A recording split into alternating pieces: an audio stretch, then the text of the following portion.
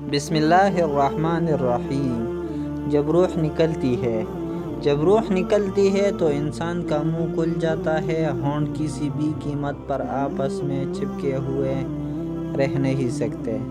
روح پیر کو کھینچتی ہے، اوپر کی طرف آتی ہے۔ جب پھیپھڑوں اور دل تک روح کھینچ لی جاتی ہے اور انسان سانس ایک ہی طرف یعنی باہر ہی چلنے لگتی ہے، یہ وہ وقت ہوتا ہے جب چند لمحوں میں انسان شیطان اور فرشتوں کو دنیا میں اپنے سامنے دیکھتا ہے۔ ایک طرف ابلیس اس کے کان میں کچھ مشورے دیتا ہے تو دوسری طرف اس کی زبان اس کے عمل کے مطابق کچھ الفاظ ادا کرنا چاہتی ہے۔ اگر انسان نیک ہو تو اس کا دماغ اس کی زبان کو کلمہ شہادت کی ہدایت دیتا ہے۔ اگر انسان کافر ہو، بددین، مشرک یا دنیا پرست ہوتا ہے تو اس کا دماغ کنفیوژن اور ایک عجیب ہیبت کے شکار ہو کر شیطان کے مشورے کی پیروی کرتا ہے اور بہت ہی مشکل سے کچھ الفاظ زبان سے ادا کرنے کی بھرپور کوشش کرتا ہے۔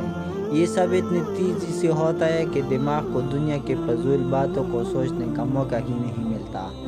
انسان کی روح نکلتی ہوئے ایک زبردست تکلیف ذہن محسوس کرتا ہے، لیکن تڑپ ہی پاتا ہے، کیونکہ دماغ کو چھوڑ کر کہ جسم کی روح اس کے خلق میں اکٹھی ہو جاتی ہے اور جسم ایک گوشت کی بے جان لو تڑے کی طرح پڑا ہوا ہوتا ہے، جس میں کواہی حرکت کی گنجائش نہیں رہتی۔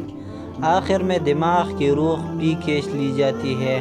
آنکھیں روح کو لے جاتے ہیں، دیکھتی ہیں، اس لیے کہ آنکھوں کی پتلیاں اوپر چڑھ جاتی ہے، یا جس سمت فرشتہ روح قبض کر کے جاتا ہے اس سمت کی طرف ہوتی ہے۔ اس کے بعد انسان کی زندگی کا سفر شروع ہوتا ہے، جس میں روح تکلیفوں کے تہخانوں سے لے کر آرام کی مہلت کی آہٹ محسوس کرنے لگتی ہے، جیسا کہ اس سے وعدہ کیا گیا ہے، جو دنیا سے گیا واپس کبھی نہیں لوٹے گا، صرف اس لیے کیونکہ اس کی روح عالم برزخ کا انتظار کر رہی ہوتی ہے، جس میں اس کا ٹھکانہ دے دیا جائے گا۔